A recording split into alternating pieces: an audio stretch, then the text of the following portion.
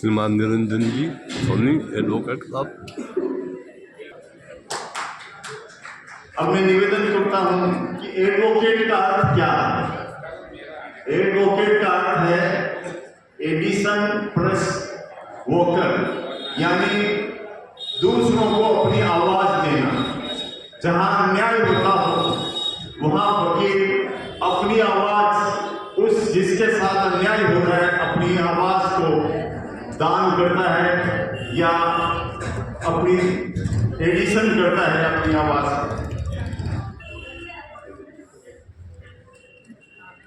हमारे देश के प्रथम राष्ट्रपति राजेंद्र प्रसाद जी थे, जो पेशे से एडवोकेट थे, जिनको प्रथम राष्ट्रपति बनाया गया था। उनका जन्म 3 दिसंबर को हुआ। उस दिन से ही ये एडवोकेट डे है वो मनाया जाने लगा है। एडवोकेट का पेशा कब प्रारंभ हुआ, एक विचार के विषय है। मैंने इसके बारे में अध्ययन किया कि एडवोकेट कैसे शुरू हुई, तो मुझे एक बहुत ही बढ़िया दृष्टांत मिला। सबसे पहले रोमन में वकालत की शुरुआत की गई थी। उस वक्त की एक घटना है जो मैं आपको बताना चाहूंगा। रोमन का एक बादशाह था और कोई अदालत नहीं थी, वो बादशाह ही न्याय करता था और पुलिस है वो फाइल तैयार करती थी। तो एक दिन की घटना है कि 2 सिपाही बगीचे में टहलने के लिए गए, तो वहां एक बहुत ही सुंदर लड़की दिखाई दी। उन पुलिस वालों का दिमाग खराब हो गया और उसने उस लड़की के साथ ज्यादती करनी चाहिए, लेकिन लड़की ने जोर से थप्पड़ मारा और वहां से भाग गई। लेकिन पुलिस वालों ने उसका पीछा करके उसको धर दबोचा और उसके साथ ज्यादती की और उसके खिलाफ जारता का मुकदमा बना दिया। उस वक्त रोमन में जारता का दंड था फांसी की सजा। तो उन्होंने उसको फांसी की सजा दिलाने के उद्देश्य से बादशाह के पास उनको पेश किया। बादशाह ने तत्कालीन कानून को देखा और उस लड़की को फांसी की सजा सुना दी। लेकिन उस बादशाह का जो मंत्री था वो बहुत ही चतुर था। उसने लड़की के हाव भाव को देखा और ये पाया कि ये लड़की पर झूठा मुकदमा है, क्योंकि मुकदमे में ये कहा गया कि ये एक व्यक्ति के साथ जारता कर रही थी और वो लड़का तो भाग गया, इसको हम पकड़ के लाए। तो बादशाह से उस मंत्री ने कहा कि हुजूर, मुझे लगता है इस लड़की को झूठा फंसाया गया, नहीं तो इसके साथ जो जारता कर रहा था उसको भी वो पकड़ गए। तो बादशाह ने नाराज होकर के कहा कि नहीं, मेरे सिपाही मेरे साथ इस तरह का बर्ताव नहीं कर सकते, झूठ नहीं बोल सकते। तो मंत्री ने कहा हुजूर, मुझे एक चांस दिया जाए, मैं इन सिपाहियों को टर्न बाय टर्न एक एक को कुछ सवाल करूंगा। तो बादशाह ने कहा ठीक है। तो उस एक सिपाही को अंदर रखा, दूसरे सिपाही को बाहर भेज दिया और उस मंत्री ने सवाल किए जिनका जवाब लिखा जा रहा था। पहला सवाल किया गया कि जिस व्यक्ति के साथ ये लड़की जारता कर रही थी वो किस दिशा में भागा, उस दिशा का नाम लिख लिया गया। फिर पूछा उसने क्या ड्रेस पहन रखी थी, किस रंग का पेट था, किस रंग का बुशर्ट था। तो उसका रंग उसने अंदाज से बता दिया, क्योंकि वास्तव में तो था नहीं। फिर तीसरा सवाल पूछा कि ये जारता का जो कांड हुआ वो कौन सी बेंच पर हुआ, बगीचे में जो बेंचें लगी थी किस नंबर की, तो उसने अंदाज से कह दिया साहब 9 नंबर की बेंच पर। इस तरह से करीब 15 सवाल पूछे गए और उसका जवाब उन्होंने मनमर्जी से दिया, क्योंकि घटना तो छुपी थी। फिर उस सिपाही को बैठा दिया गया और दूसरा एक सिपाही को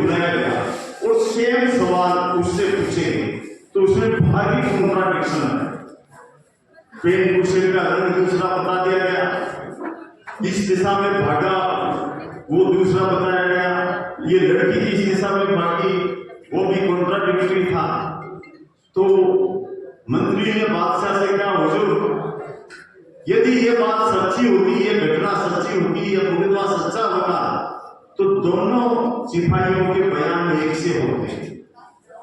बादशाह समझ गया और उसी वक्त लड़की को रिहा कर दिया गया और उन दोनों सिपाहियों को फांसी की सजा देने का हुक्म सुना दिया। उसके बाद से ये वकालत का व्यवसाय शुरू किया। बादशाह ने कहा कि भाई कोई भी मुकदमा बनता है तो सिपाहियों के भरोसे सजा कर देते हैं, इसलिए जरूरी है कि ऐसे व्यक्तियों को नियुक्त किया जाए जो इस तरह के सवाल कर सके, जिनको कानून की जानकारी हो। तब से वकालत का व्यवसाय शुरू हुआ। तो मुझे इस बात की खुशी है कि हम ऐसे पेशे से ताल्लुक रखते हैं जो एक आदर्श पेशा है। निवेदन करूंगा, दूसरा जो अपना यहाँ एजेंडा है वो है लोक अदालत।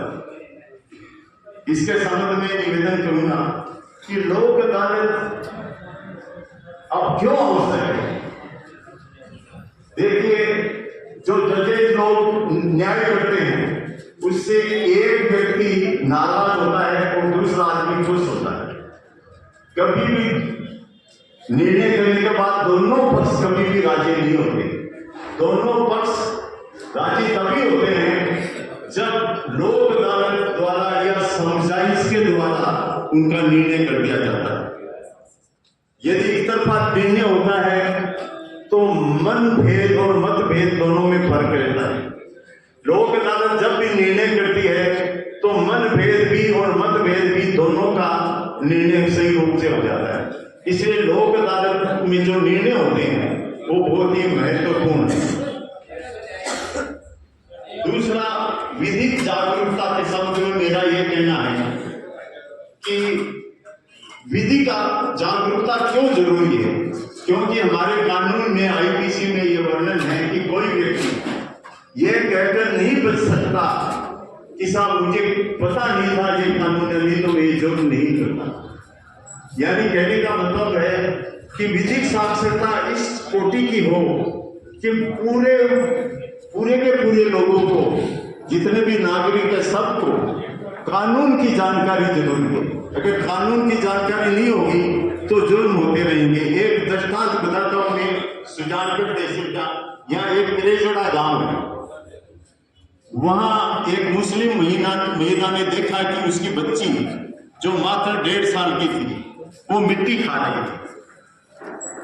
तो उसकी मां ने इतना जोर से थप्पड़ मारा उसकी बच्ची के कि उसकी गर्दन घूम गई और गर्दन की हड्डी टूट गई और वो निडाल होकर गिर गई, मर गई। पास के घर से सरपंच साहब ने देखा कि इसने तो अपनी बच्ची को मार दिया। उसने पुलिस को सूचना दे दी। पुलिस ने 302 आईपीसी का मुकदमा बना दिया और उस लेडी को गिरफ्तार कर लिया। वो लेडी गिरफ्तार होने के बाद में बराबर कहती थी, मेरे को क्यों पकड़ा है, मैंने अपनी बच्ची को मारा है, आपको क्या मतलब है। क्योंकि उसको विधिक साक्षरता का ज्ञान नहीं था, उसको पता नहीं था कि चाहे तुम किसी की बच्ची को मारो हत्या का केस बनता है। कहने का तात्पर्य है कि विधिक साक्षरता, कानून का प्रारंभिक ज्ञान हर किसी को होना जरूरी है। कैसी विडंबना है कि यहाँ शिक्षा दी जाती है, उसमें सामाजिक ज्ञान पढ़ाया जाता है, सामान्य विज्ञान पढ़ाया जाता है, भूगोल पढ़ाया जाता है, लेकिन कानून नहीं पढ़ाया जाता है। मैं उषा राम जी बैठे हैं, उनसे निवेदन करूंगा कि ऐसा कानून बनाया जाए कि 6ठी क्लास से अनिवार्य विषय हो कानून की जानकारी। ये बहुत जरूरी है, नहीं तो इसी तरह से क्राइम होते रहेंगे क्योंकि पता ही नहीं लोगों को कि कानून क्या है। तो इसलिए दूसरी बात ये कहना चाहूंगा कि कानून की जानकारी भी होने के लिए शिक्षा की जरूरत है। सुजानगढ़ में हम देखते हैं कि गवाही देने के लिए लोग आते हैं और उसको कहते हैं बयान होने के बाद में दस्तखत करो, तो वो उठा के कर देता है। जबकि आज से 10 वर्ष पहले यहाँ के कलेक्टर ने पूर्ण साक्षरता यानी चूरू जिले को पूर्ण साक्षर होने का खिताब प्राप्त कर दिया। जबकि आज भी मैं देखता हूं कई लोग हैं वो उठा ताक के खड़े हो जाते हैं। तो विधिक साक्षरता के साथ साथ शिक्षा का ज्ञान होना आवश्यक है।